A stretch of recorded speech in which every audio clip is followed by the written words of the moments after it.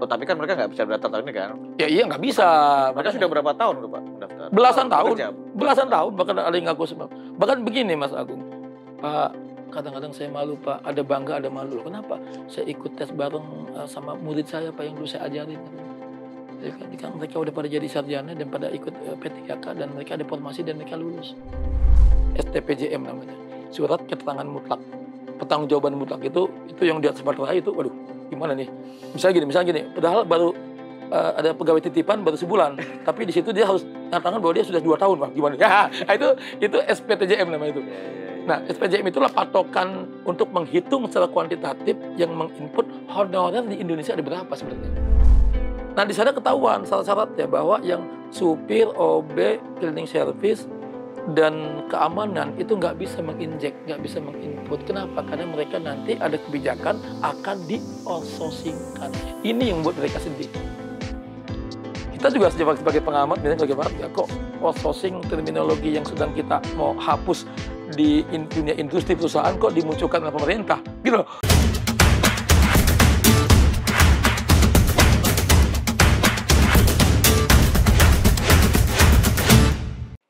Assalamualaikum warahmatullahi wabarakatuh, Tribuners. Kembali lagi dengan saya Agung Yulianto Wibowo, Content Manager tribunbanten.com. Siang ini saya kedatangan tamu dari Ketua Komisi 1 DPRD Provinsi Banten, Bapak Jazuli Abdillah, yang juga Wakil Ketua DPD Partai Demokrat Provinsi Banten. Langsung kita sapa. Assalamualaikum. Waalaikumsalam warahmatullahi Ya, wabarakatuh. disebut dong. Iya boleh, udah era terbuka ya. Iya. Apa aja kita buka. Sibuk apa ini, Pak? Kita rutin aja karena udah masuk masa kampanye di tahapan KPU. Kedua juga di DPR memang sudah banyak aspirasi yang masuk, terutama di Komisi 1 kaitan dengan, tahulah Mas Agung ya, guru-guru yang menangis. Iya. Oh, gimana tuh guru-guru? Ya, Komisi 1 kan memang komisi air mata, bukan mata air ya. Air mata honorer, air mata para guru yang memang nggak bisa mendaftarkan diri ikut seleksi P3K dan ASN karena memang formasinya nggak ada. Apa itu formasinya? Formasi guru agama terutama itu. Untuk tahun Untuk tahun ini 2023 ini 2023. dari formasi 100 yang dialokasikan melalui Kemenpan RB, Iya. itu satu pun untuk Guru agama. Guru agama nggak ada. Guru pendidikan agama Islam nggak ada. Yang di Guru SMA, yang di SMK, dan di SKH. Oh. Nah, itu banyak yang kemudian datang ke Komisi 1. Jelas, ya banyak, dan sebelumnya kan juga ada guru P3K yang lain, yang P1, yang batal, yang dari mata pelajaran lain, yang dari honorer non teknis segala macam itu, yang teknis juga, yang fungsional juga datang. Mereka datang mengatasnamakan Asosiasi Guru Pendidikan Agama Islam Indonesia. Ada strukturnya itu, ada hierarkisnya. Perwakilannya sekitar 90 orang datang dan mereka mengadukan dirinya ada ketidakadilan katanya. Itu awal tahun atau kapan kedatangan mereka ke Komisi 1 itu? Belum lama, Belum lama. sekitar 1 bulan yang lalu lah. Hmm. Belum lama, di masa-masa pengumuman pendaftaran P3K. Ya. Kan ada formasi P3K kan se-Indonesia kan. Ya. Nah, pada saat dibuka file Banten, ternyata memang untuk formasi tahun ini hanya untuk guru P3K. Untuk guru. Nah, guru pun kan beraneka ragam mata pelajarannya, guru mata pelajaran. Nah, yang menangis ini, yang menyampaikan aspirasinya ini adalah guru mata pelajaran pendidikan agama Islam. Nah, itu mereka itu sekarang statusnya Honorer ya? di tiap sekolah masing-masing. Dia mengajarkan anak kita tentang akhlak, tentang kepribadian, tentang moral, tentang etika, tentang tauhid, kan mereka itu. Mereka menangis. Mereka menangis, jelas menangis. Mereka merasa selama ini mengajar anak yang bukan anak dia tekun, kemudian juga gaji nggak naik-naik, status juga belum naik-naik, sejahteraannya juga nggak naik-naik. Nah, ketika ada kesempatan mau naik, mau berubah dengan ikut daftar seleksi P3K, ternyata formasinya nggak ada. Gitu. Mereka merasa bahwa kalau anak badung, anak malas, anak kasar ngomongnya yang disalahin guru agama. Iya. Kalau ada anak nakal, anak main judi, anak bolos, yang disalahin siapa sih guru agamanya katanya. Tapi mereka nggak diperhatikan. Tapi mereka merasa nggak diperhatikan. Nah, kalau boleh tahu gaji mereka selama ini berapa, Pak? Itu kan memang ada standarnya ya. Ada yang digaji melalui dana bos. Nah, memang kita ada polemik, Mas Agung. Polemiknya guru agama itu kan anaknya Kementerian Agama. Anak kandung yang dilahirkan oleh Kementerian Agama. Tapi yang kita maksud adalah mereka dilahirkan, tapi faktanya mereka mengabdi, ya kan, berkeringat, mengajar di sekolah-sekolah umum yang di bawah Pemda di daerah, yaitu di bawah Kementerian atau di bawah Dinas Pendidikan. Nah, Dinas Pendidikan. jadi SK-nya oleh dinas, mengajar di SD, SMP, SMA, dan Reguler. SMK umum, Ya, umum. gitu, kan? Nah, sementara akhirnya sertifikasinya nanti adanya di Kementerian Agama. Nah, ini perlu kolaborasi, perlu sinergi sebenarnya. Jadi PPG-nya juga nanti dilaksanakan oleh Pemprov atau oleh Pemda kabupaten kota. Tapi tetap mereka dipantau, tidak dilepas oleh Kementerian Agama. Tapi gaji dan lain-lainnya memang dari tempat dia ngajar. Gitu. Ini bukan dalam konteks madrasah ya. Kalau Kementerian Agama yang dilahirkan oleh Kementerian Agama dan memang menjadi tanggung jawab dan kewenangan Kementerian Agama, itu kan yang di madrasah. Itu di luar. Ya, di luar itu. Ya, ini mereka adalah guru agama yang dilahirkan Kemenak melalui PAI, jebolan-jebolan Fakultas Agama Islam itu, yang mengajar di sekolah-sekolah umum. Iya. Kan harus dong. Sekolah umum kan harus ada guru agamanya. Gitu. Kalau nggak ada guru agama. Padahal itu penting, Pak ya. Sangat penting. Nah, makanya kita ingin klarifikasi tabayun kepada Pemprov melalui BKD dan Dinas Pendidikan nih, sebenarnya di mana titik masalahnya dan apa langkah-langkah yang perlu kita salurkan solusinya untuk mengakomodir guru-guru agama yang masih tersisa ini, gitu. Walaupun juga selain guru agama ada juga yang protes sosiologi kalau nggak salah. Ini kan salah mata pelajaran. Ya, betul. Padahal di luar itu, Mas Agung, asumsi teman-teman yang honorer yang lain, fungsional kesehatan, fungsional pertanian, fungsional di Snaker dan teman-teman dari tenaga teknis, honorer teknis seperti yang SH, yang ESOS, SIP, itu mereka menganggap bahwa guru itu udah bahagia, udah seneng. Kenapa? Karena ini formasi tahun ini hanya untuk mereka, gitu. Padahal di dalam guru sendiri masih ada masalah, gitu. Kan nggak ada teknis sekarang, nggak ada yang lulusan misalnya sarjana teknik sipil sarjana akuntansi, komputer, nggak dibuka juga. Mereka juga bersedih juga, gitu. Nah, tapi ketika si guru-guru yang agama Islam terutama yang honorer tadi itu ketika sudah menyampaikan ke Komisi 1, apa kira-kira kemudian yang setelah Komisi 1 melakukan tabayun ke dinas terkait, itu seperti apa? Ya, problem pertama memang ini kan dibolak-balik kaitannya dengan anggaran. Kenapa terbatas kan soal anggaran, soal gaji ya. Kedua, soal analisa yang kurang matang kaitan dengan kebutuhan. Ini kan mesti dianalisa. Kan bukan sosok yang bukan di level top level ya. Untuk analisa kan tentunya di dinas teknis. Misalnya dinas pendidikan, ya kan, atau di badan kepegawaian atau BKD. Kan di situ mesti pemetaannya jelas, pemetaannya. Nah, apakah nggak butuh? Butuh lah, masa nggak butuh? Apakah nggak ada stok honorer yang akan diangkat di P3K? Ada lah, banyak, sisa masih 800-an atau 1000 sekian untuk Provinsi Banten. Apakah memang salah analisa atau tidak ada telaah untuk pentingnya guru agama? Masa iya sih nggak ada telaah? Ngapain aja kerjanya mereka di dinas atau di Kementerian Agama atau di BKD kan, gitu. Nah, akhirnya memang formasi jelas terbatas. Tapi sekecil-kecilnya formasi itu, apa iya sih satu aja nggak ada, gitu. Satu pun nggak ada. Nah, ini kita berbaik sangka, apakah mungkin lupa kali, gitu ya. Atau jangan sudah diusulkan ke Kemenpan RB tapi nggak di. Ya iya, kenapa mesti nggak ada pas diusulkan, gitu. Oh, pas diusulkan ya, mesti nggak ada. Nah, itu setelah kita tanya Kemenpan RB. Kemenpan RB, ke BKN, ke Kementerian Agama Pusat, ke Dirjen GTK itu yang di Senayan, di Kementerian Ristek-Dikti. Juga teman-teman sebagian berkoordinasi dan berkomunikasi dengan orang tua mereka di Komisi 10, di Komisi 8 kan juga memang momentumnya. Tapi kan kasihan kita melihat mereka itu. Mereka juga diancam-ancam, awas ya, jangan demo-demo ya, jangan warawiri kemana-mana. Padahal bisa mencari keadilan, menyampaikan aspirasi. Tapi kan dia meninggalkan jam belajar ya. Nah, padahal hanya 1-2 hari kan juga. Kadang-kadang dia ingin memperjuangkan hak, tapi dia dibatasi oleh macam-macam itu. Nah, sampai sekarang akhirnya gimana, Pak? Ada aspirasi disampaikan dan sudah kita stressing dan sudah kita analisa, rekomendasikan dari Komisi 1 bahwa insya Allah tahun depan akan ada, gitu ya. Tapi tahun ini udah lewat. Ya, tahun ini udah lewat. Nah, bukan cuma itu, Mas Agung. Jadi kebutuhannya untuk menaikkan derajat dan martabat mereka itu Kedua, mereka minta disediakan agar ada sertifikasi kepada guru-guru agama. Ya, jadi kan sertifikasi kan lumayan lah kalau gaji 2 juta. Betul. Sertifikasi gaji 4 juta gitu kan. Karena ada syaratnya. Nah, syaratnya. Tapi syarat sertifikasi ya harus ada pelatihan profesi guru, pendidikan profesi guru, PPG namanya. Ya, PPG. Nah, selama tidak ada PPG, ya selama itu tidak ada sertifikasi. Selama tidak ada sertifikasi, selama itu pendapatan mereka nggak naik-naik. Kan gitu. Nah, siapa yang menyediakan anggaran sertifikasi? Kementerian Agama, karena mereka guru agama. Apakah siap? Kita panggil, kita undang. Siap ternyata. Oh, siap. Ada, tapi gimana mau kita sertifikasi Pak, orang nggak ada memenuhi syarat. Nah, untuk memenuhi syarat mereka harus ikut pendidikan profesi guru. Siapa yang menggelar? Bukan Kementerian Agama. Di mana tempat mereka bekerja atau mengabdi, maka di Pemda dididik. Nah, dia yang menggelar. Nah, problemnya menggelar nggak dia? Ya kan?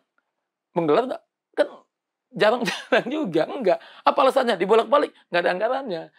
Nah, apakah kita nggak bisa membuka mata hati kita, pikiran kita nih, ini penting loh, ini guru agama, kita buka PPG, pendidikan profesi guru. Setelah mereka ada nanti sertifikat PPG, mereka kan bisa ikut sertifikasi. Kan gitu. Sehingga kita naik. Tidak hanya P3K, artinya P3K jalur sendiri ini. Nantilah diakomodir mudah-mudahan teman-teman. Tapi ada jalur lain untuk menaikkan status kesejahteraan mereka adalah ikut PPG. Yang sudah ikut pretest terutama, nanti mereka bisa sertifikasi. Nah Pak Ketua, kalau misalnya dari yang datang itu, kira-kira yang anggota Asosiasi Guru Agama Honor tadi, itu berapa orang yang di Banten itu? Untuk dari data mereka ya? Data mereka itu memang masih sisa 850-an ya, 800. Yang guru agama, yang guru agama yang honorer. belum, yang honorer, yang lagi menanti untuk mengikuti seleksi P3K. Oh, tapi kan mereka nggak bisa mendaftar tahun ini kan? Ya iya nggak bisa. Mereka sudah berapa tahun Pak mendaftar? Belasan tahun, bahkan ada yang ngaku sebab. Bahkan begini Mas Agung, Pak, kadang-kadang saya malu Pak, ada bangga ada malu. Kenapa? Saya ikut tes bareng sama murid saya Pak yang dulu saya ajarin katanya. Ya kan mereka udah pada jadi sarjana dan pada ikut P3K dan mereka ada formasi dan mereka lulus. Sementara saya daftar aja enggak, padahal murid saya dulu Pak itu. Yang pernah dia ajarin gitu katanya dia. Ya artinya apa? Artinya mereka udah belasan tahun. Nah, ketika yang baru-baru aja sarjana kemudian formasinya ada dia ikut seleksi kan gitu. Kan bisa ikut seleksi. Kalau yang lain kan enggak. Yang udah lama enggak. Tapi Pak Ketua pernah ngecek juga enggak ke lapangan? Oh iya.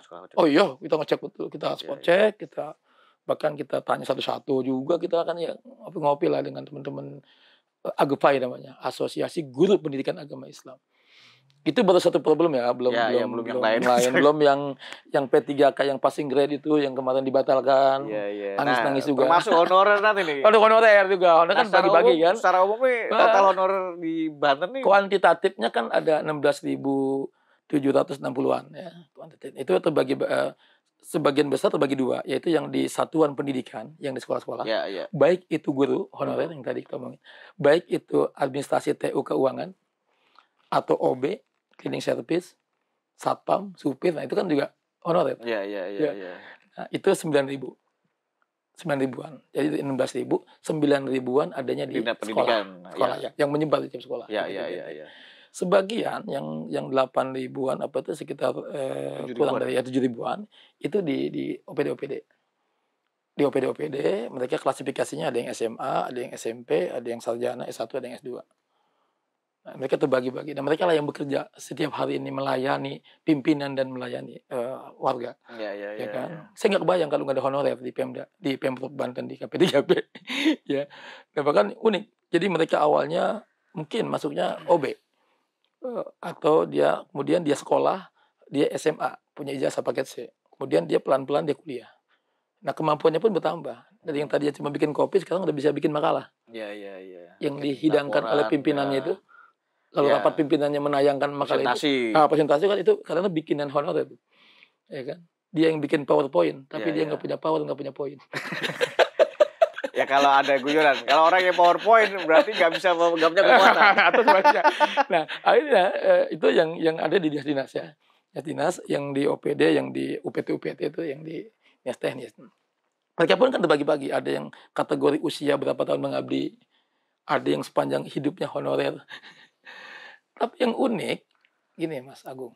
Jadi tahun 2000 berapa itu pengangkatan honorer tanpa tes zaman SBY dulu 1.200.000 honorer diangkat tanpa tes di zaman SBY dulu. Nah, rupanya ada yang tersisa. Pada saat berkas itu disusun-susun oleh BKD di tiap daerah itu. Ya, rupanya ada yang cecer.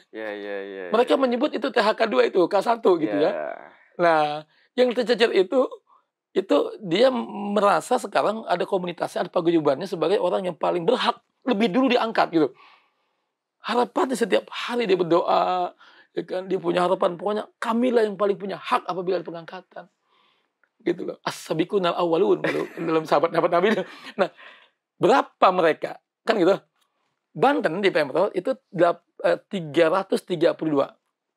Nah, yang sisa. Ya. Tapi kesininya menjadi 320 karena ada yang meninggal, ada yang pensiun belum diangkat, ada yang udah bosan, ada yang punya udahlah ngapain lah, nggak ada harapan gitu ya. Berarti seumur hidup itu. Seumur hidupnya. Nah, ini masih tersisa 320-an. 20-an yang masih bekerja. Dan mereka inilah yang menurut mereka, dan memang faktanya mereka lebih lama mengabdi. Tapi kata yang lain yang sudah di bawah dia, enak aja, tetap aja kami juga honorer kan gitu. Iya, sama juga kan. Nah, harus tes gitu, harus sama gitu kan, nggak boleh ngelihat itu. Nah, akhirnya mereka pun punya paguyuban gitu untuk membela hak dan keadilan mereka. Forum non PNS lah gitu ya. Ya, ada yang fungsional, ada yang struktural, ada yang di dinas koordinator siapa, yang di tiap dinas kesehatan siapa, ini siapa. Mereka memang berdinamika dan mengeluhkan bahwa satu soal pendapat, soal insentif atau honor yang masih minim gitu. Nah, rencana pemerintah kemudian menghapus itu bagaimana kemudian dari Komisi 1 ini melihatnya? Ya, sejak Undang-Undang ASN nomor 5 2014 itu kan semangat itu memang sudah ada bahwa ke depan ini udah nggak ada lagi honorer. Makanya dari situ udah di warning bahwa tidak boleh ada pengangkatan. Itu mulai November 2024. Oh, 2014 itu Undang-Undang ASN yang baru ya. Ya artinya itu kan embrionya dari situ. Dari 2014. Nah, tapi kesininya kan faktanya apa? Disuruh jangan ngangkat malah nambah, di bawah kan nggak terkendali kan. Nah, akhirnya bergulir, ada PP di situ, PP 4849 yang mengikat betul bahwa pengangkatan PNS itu tetap harus melalui tes kan, melalui tes. Nah, ini kan akhirnya ada rasa ketidakadilan terhadap honorer yang udah lama. Mereka yang hanya diangkat melalui dinas merasa wah sama aja kita juga punya hak, ya kan. Nah, makanya kan sejak itu nggak ada wali kota, bupati, gubernur yang berani mengangkat honorer paling berani. Bahkan kepala dinas pun sekarang udah mikir sekarang. Apalagi belakangan ada keterangan STPJM namanya, surat keterangan mutlak. Pertanggungjawaban mutlak itu yang di atas materai itu, waduh, gimana nih? Misalnya gini, padahal baru ada pegawai titipan baru sebulan, tapi di situ dia harus nyatakan bahwa dia sudah 2 tahun, wah gimana? Ya, itu SPTJM namanya itu. Nah, SPTJM itulah patokan untuk menghitung secara kuantitatif yang menginput honorer di Indonesia ada berapa sebenarnya. Nah, se-Indonesia polemik. Kemarin setelah SPTJM itu ngumpul di BKN, Komisi 2 minta angkanya muncul 2,3 juta honorer. Polemik lagi, ternyata di luar itu banyak yang nggak input.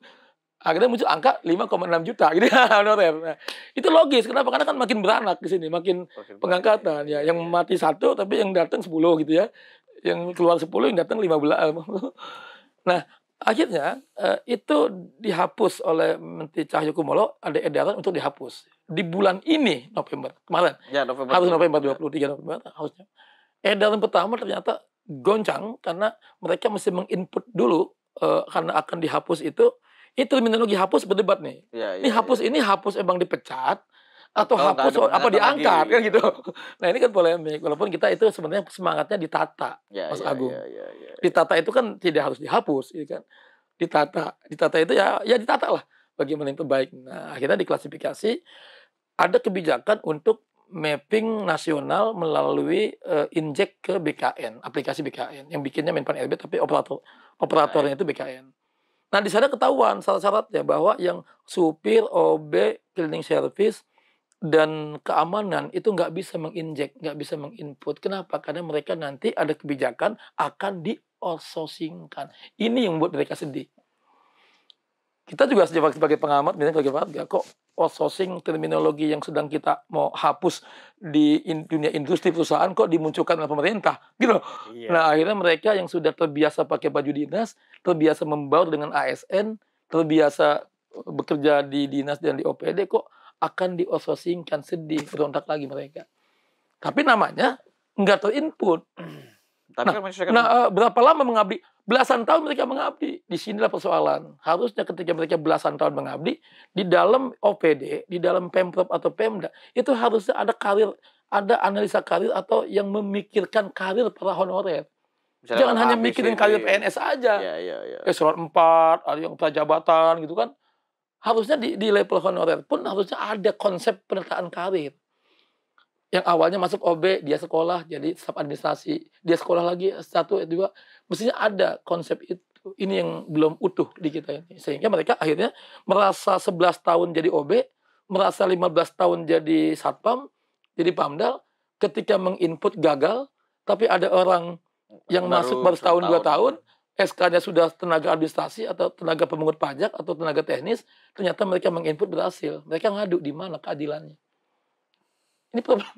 Iya. Nah akhirnya kita karena ada kebijakan yang tidak terinput itu dihapus, kita maju ke depan, kita bolak-balik kemana-mana, bahkan kita sempat demo, saya mengawal demo teman-teman agar mereka tidak dihapus. Nah akhirnya bagaimana nggak dihapus kalau mereka input ke BKN nggak ada namanya? Iya. Nah di sini menggaransi, kita tekan BKD dan PJ pun ternyata menyadari bahwa akhirnya mereka dijamin bahwa yang ini yang akan di-outsourcingkan tetap namanya ada di database lokal. Database daerah yang disimpan di BKD, bukan disimpan di BKN gitu. Tapi mereka tetap kerja, belum kebijakan itu belum. Nah ini kan masih transisi nih, ya kan. Belum sampai akhirnya undang-undang baru, undang-undang 20 tahun ini 2023 kan ada yang lagi berdebat sekarang pedomannya nih. Ini kunci di pedoman ini nih. Jadi segala persoalan yang muncul hari ini sekarang akan dijawab oleh pedoman ini, peraturan pemerintah ini, yang sampai sekarang masih berdebat, masih belum jelas. Artinya mereka secara ini nyaman, aman di BKD namanya. Ya. Aman BKD tetap bekerja, tetap gajian gitu. Bahkan kemarin kita di rapat itu kita ingin supaya tiap OPD apakah ada honorernya, ada Pak, dianggarin nggak, dianggarin, alhamdulillah gitu kan. Kita minimal walaupun gajinya nggak naik gitu, mereka masih dianggarkan. Gitu. Karena kan hakikatnya bekerja mereka itu. Berarti kemarin termasuk APBD itu ketok palu untuk bayar honor juga ya? Ya memang ketok palu APBD itu harus ada itu. Walaupun belum menaikkan honor mereka gitu. Tapi adanya aja udah bagus ini ya. Kenapa Mas Agung? Karena kan di BKD itu hanya menyimpan data. Pak Ketua Komisi kami simpan dan kami amankan sesuai dengan aspirasi mereka, kita amankan, mereka nggak dihapus. Dan PJ Gubernur pun setuju ini. Nah, pertanyaannya adalah, tapi kami hanya mengamankan data, Pak. Lah, kenapa? Karena mereka yang ngangkat OPD. Dinas mengangkat. Masalahnya, nah saya nggak tahu apakah mereka itu di dinas itu dianggarkan apa tidak. Itu di luar ranah BKD. Iya. Karena kenapa? Karena mengangkat SK-kan itu kan mereka. Ya, betul. SPT-nya kan mereka itu. Yang usernya kan mereka. Iya. Problem lagi. Waduh, ini gimana? Jangan-jangan ada OPD yang nggak nganggalin nih, ya kan? Tapi Komisi 1 sampai mengawasi itu juga. Iya, kita sisir betul. Kita sisir betul. Karena sudah aman, 2024. Untuk yang sudah aman. Nah, muncullah undang-undang baru ASN yang nanti ada klausul di situ bahwa 2024 bulan Desember clear tidak ada lagi honorer. Artinya masa-masa sekarang ini Desember tahun ya. Ini masa-masa jeda waktu yang betul-betul harus mendalam, komprehensif, menyelesaikan, menginventarisasi masalah-masalah honorer ini. Tapi pertanyaannya setahun ini cukup nggak kan? Berapa bulan kepotong dan bla bla ini? Mas Agung, belum lagi soal sistem kepemimpinan. Ada sindiran, kita ganti sistem, ganti presiden, ganti kebijakan, ganti. Lah ya makanya ini kan setahun ini nggak tahu kan kalau waktunya cukup nggak ini kan mengurus honorer kan. Kita beruntung nih ada Menteri Agama, Menteri Menpan RB yang sekarang kan kita akses ada yang bisa langsung. Jadi kita tuh curhat-curhat teman-teman tuh kan dengerin nih gitu loh. Apalagi dia kan mantan bupati 2 periode yang merasakan betul bagaimana pentingnya honorer gitu kan. Dan bagaimana dia lika-liku titipan-titipan honorer gitu kan. Dan lain sebagainya kan gitu. Nah, itu kita beruntung. Cuman sekarang kita berharap betul bahwa pembahasan pedoman pelaksanaan atau PP Undang-Undang ASN yang baru ini mampu mengakomodir semua persoalan gitu. Nah, Pak Jazuli ini kan baru 1 periode ya. Enak Pak jadi anggota. Kenapa? Enak jadi anggota DPRD. Ada enak, ada nggak enaknya juga. Apa nggak Tapi kita enaknya? kayak nggak bersyukur kalau bilang nggak enak ya. Apa nggak enaknya, Pak? Ya memang ekspektasi publik ke kita tuh memang saya menganggap besar banget ya. Apa terlalu besar, apa terlalu tinggi ya. Makanya saya kadang-kadang ke teman-teman yang baru mau nyalek-nyalek ini jangan punya ekspektasi terlalu besar bahwa apalagi soal pendapatan gitu ya. Soal soal energi Emang pendapatannya waktu. berapa sih, Pak, jadi anggota Kenapa? DPRD? Ya variatif lah. Artinya banyak komponennya. Ya kalau Kalau gue bilang ketua gaji komisi satu kecil, berapa? gedean gaji Pemda di Tribun kan. Kalau komisi satu Kalau berapa, gaji, Pak? Kalau komisi satu gajinya berapa? kan nggak dilihat komisi. Di situ kan Kalau hanya kan wakil rakyat memang ada sistemnya keuangannya ada diatur oleh oleh iya, Kemendagri lah. iya, Misalnya iya. ada transportasi, ada komunikasi. Berarti kalau Pak Jazuli sebulan biasanya ngantongin berapa, Pak? Iya relatif lah kan lu mau tahu aja lah. Enggak, kadang-kadang pendapatan kan tidak sebanding dengan pengeluaran juga. Iya, iya. Gaji ya? Gaji ya, Nah, ya. kalau gaji berapa, Pak? Gaji itu standar untuk kita kan kalau nggak salah sekitar 6 apa nggak sampai 10 juta kan kalau gaji. Gaji itu Iya kan kalau gaji gaji pokok itu. ya kan? Iya kan komponen banyak tuh. Iya, betul, Iya betul, kan. betul. Nah, nggak enaknya apa nih jadi anggota Ya itu DPRD? karena ekspektasi terlalu besar dari masyarakat, dari warga, maka kita harus dianggapnya kita tuh mampu menyelesaikan semua hal. Iya, iya, iya. Padahal kan kalau kita bedah itu kan eksekutif, legislatif itu kan legislasi, controlling, Iya. budgeting. Nggak ada itu dewan tugasnya kondangan gitu ya, ngasih-ngasih proposal bantuan. Nggak ada itu harus turun misalnya bagi-bagi sembako. Nggak ada itu harus sebenarnya detailnya gitu. Tapi Pak Jazuli dulu berekspektasi begitu? Hah? Berekspektasi yang sama seperti Iya, orang-orang pada umumnya iya karena sebelum kita kan jadi anggota alhamdulillah dewan? bawaan kita kan memang kita orang lapangan ya, kita memang lahir dalam situasi yang sulit gitu. Jadi empati terhadap orang sulit kan kita berusaha bahwa bahwa posisi ini kan ada kebijakan, ada kewenangan. Iya, iya, Artinya iya. kalau alat-alat untuk memperbaiki sesuatu atau alat membantu orang mungkin dengan kewenangan yang ada sekarang itu lebih mudah membantu orang walaupun tidak harus dengan uang. Berbeda kan kalau wartawan ngebel pejabat, ngebel ini sama ketua komisi 1 ngebel kan beda. Artinya ada kemanfaatan yang lebih yang bisa kita optimalkan untuk membantu sesama. Oke. Khairun nas anfa'uhum linas kan. Iya, iya, Sebaik-baiknya kita ini kan yang bermanfaat Buat buat orang lain. orang lain bukan soal jabatan. Tadi nggak enaknya, sekarang enaknya ngapain? Enaknya kenapa? Kita kan memang akses kita bisa kemana-mana. Iya, iya, Ya. iya. Dan kita juga punya networking juga kemana-mana. Kemudian kita juga ya tadi itu kita mudah melakukan komunikasi untuk di level manapun untuk bisa apa yang menjadi kemanfaatan. Kita bisa tahu banyak hal juga. Kita bisa neropong ke mana ke kementerian yang tadinya angker kita ke Mendagri bisa kapan saja. Iya, iya. Ya kan kita bisa apalagi komisi 1 nih kan komisi walaupun air mata tapi kan aksesnya luas banget. Pemilu misalnya kurangnya pemilu ya. Ya, KPU. Pemilu kan KPU kan ke Ya. kita. Pertanggungjawaban KPU ke kita. Pelaksanaan tahapan pemilih anggaran kan ke kita. Iya, Kita udah iya, bantu kemarin NPHD soal pilkada. Ya kan sampai berapa? Ini kan hampir 1 triliun iya. Ya, Banten. ke Banten kan. Ya, untuk Banten aja kan provinsi itu bisa 300 miliaran lebih untuk Bawaslu kemarin untuk 100 miliar kan. Iya, iya. Artinya kita tahu akses itu, kita tahu tahapan itu sehingga kita kadang-kadang tahu lebih dulu ketimbang yang lain kan gitu. Dinamika yang lain kan soal kepegawaian ya kita bisa menolong banyak orang. Iya, Artinya iya. dengan tadi itu kan orang-orang yang Dengarkan orang yang dizalimi, aspirasi, orang-orang betul. yang duafa, orang-orang yang ini kan kita mengangkat ini mereka. Kan menolong itu kan tidak harus terus uang kan. Iya, iya. Artinya kita mencoba untuk kewenangan kita ini membawa manfaat, mengakses mereka kita ini kan statusnya mikirin kesejahteraan mereka kan ya kita teriakan. Maju lagi tapi Pak, pada pemilu 2024. Saya bismillah, saya ngelanjutin ya. Ya kalau masih dipercaya dan kita berbuat yang terbaik aja lah buat. Berarti enak Pak jadi anggota DPRD ya? Ada enaknya. Dibanding Nah, selama 1 periode ini kira-kira Pak Jazuli sudah mencatat apa, terus kemudian kalau nanti misalnya maju lagi apa yang kurang kira-kira mau ngapain? Kan nggak mungkin ya, nggak pasti di ketua komisi 1 Iya, kan? iya, memang kita yang kurang itu respon. Kita begini Mas, di kita ini uang sebenarnya ada, arti anggaran itu ada ya. Kita nggak miskin-miskin banget Banten ya. Ya, lumayan. Lumayan lah. Kedua, regulasi kita apa yang kurang sih? Ya, aturan apa sih yang kurang gitu kita. Sampai detail tuh edaran-edaran segala macam itu sampai ada kebijakan simplifikasi aturan melalui Omnibus Law kan sesungguhnya itu ingin menjawab bahwa udah kebanyakan aturan gitu. Ya, kan satu. Ya kan, kita simpelkan, kita ringkas prosesnya Omnibus Law. prosesnya. Kan gitu. Artinya regulasi itu kita nggak ada yang kurang. Apa sih soal apa aja diatur udah. Apa aja ada aturannya.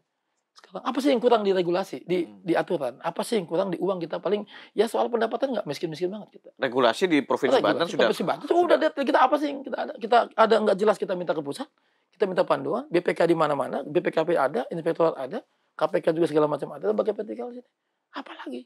Nah, ketiga, SDM banyak. SDM ini manusia-manusia yang mumpuni, yang betul-betul punya latar belakang yang alumni ITB, alumni UI, UGM, yang negeri-negeri, yang swasta juga banyak. Luar negeri banyak. Yang Jerman, Amerika, Belanda, banyak di sini. Yang masih honorer juga luar negeri ada tuh yang dokter itu. Kan belum. Artinya secara SDM manusia Banten ini ya, apalagi Banten kan juga Tangsel kan Banten juga kan. Tangerang kota Banten juga. Artinya mereka tuh Banten gitu loh. Tapi jangan orang BSD jangan merasa nggak Banten gitu. Mereka Banten. Ya, tapi di suasananya beda. Nah, iya kan saya dari kampungan saya nih, dari saya ke Blok M ke Mistik ke ini kan setengah jam. Ke sini sejam setengah kan gitu. Tapi kan saya orang Banten.